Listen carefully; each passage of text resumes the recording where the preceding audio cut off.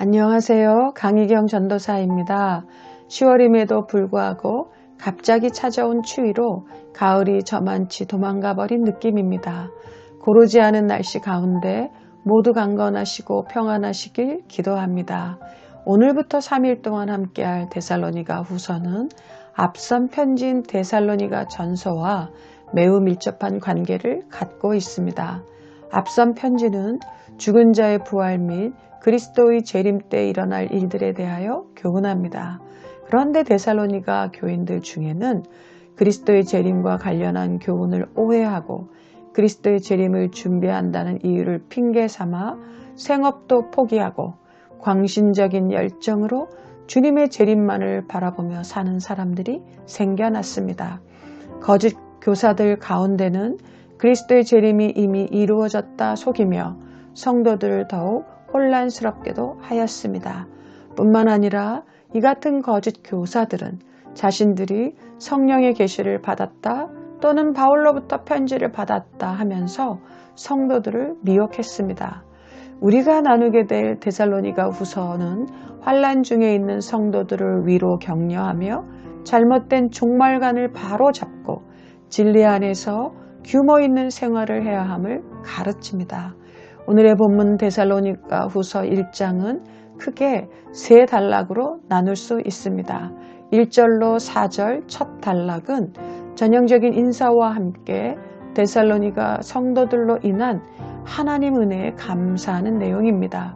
데살로니가 성도들의 믿음 성장과 성도들 사이에 사랑이 더욱 풍성해지고 박해와 환난 중에서도 인내하며 믿음의 길을 걸어가고 있는 성도들을 자랑하며 감사하고 있습니다. 두 번째 단락 5절로 10절은 하나님의 공의에 대한 변호이자 환난 중에 있는 성도들을 위한 바울의 격려입니다. 사도 바울은 성도가 받는 환난에는 이유가 있고 의미가 있다고 말해줍니다. 이어지는 세 번째 단락 11, 12절은 데살로니가 성도들을 위한 바울의 중보 기도입니다. 오늘은 11, 12절의 기도를 중심으로 은혜를 나누려고 하는데요. 이러므로로 시작하는 이 기도는 데살로니가 성도들을 위한 중보 기도의 면면을 보게 합니다. 이 중보 기도는 현재 드리고 있는 기도입니다. 그러나 장차 다가올 영광의 날에 맞추어 있는 기도이기도 합니다. 현재와 미래를 연결하는 이 기도는 성도의 삶의 현재성과 미래성을 잘 보여주는 기도이기도 하지요. 이들의 중보 기도는 네 가지로 살펴볼 수 있는데요. 첫째, 하나님께서 성도들을 그 부르심에 합당한 자로 여겨주실 것을 기도합니다. 구속해 주신 주님의 부르심을 상기시키며 하나님께서 불러주신 은혜의 수혜자라는 사실을 성도들로 하여금 기억하게 하는 기도입니다. 두 번째 기도는 모든 선을 기뻐함과 그분의 능력으로 성도들의 선한 목적과 믿음의 역사를 이루게 해주실 것을 기도합니다. 모든 선을 기뻐함과 믿음의 역사를 행하는 가시적인 주체는 바로 성도 자신입니다. 그러나 성도로 하여금 그것을 잘 행하도록 이끄시는 근본적인 주체는 바로 하나님이시라는 사실을 바울은 깨닫게 합니다.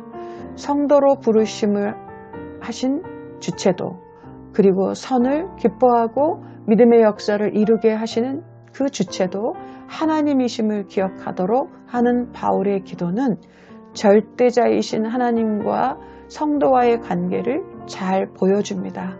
이제 중보 기도의 세 번째 내용을 살펴볼까요? 10절에서 바울은 그리스도의 재림 사건을 언급하면서 영광을 받으시고 라고 말합니다. 그런데 바울은 12절에서 주 예수의 이름이 너희 가운데서 영광을 받으시기를 또한 기도합니다.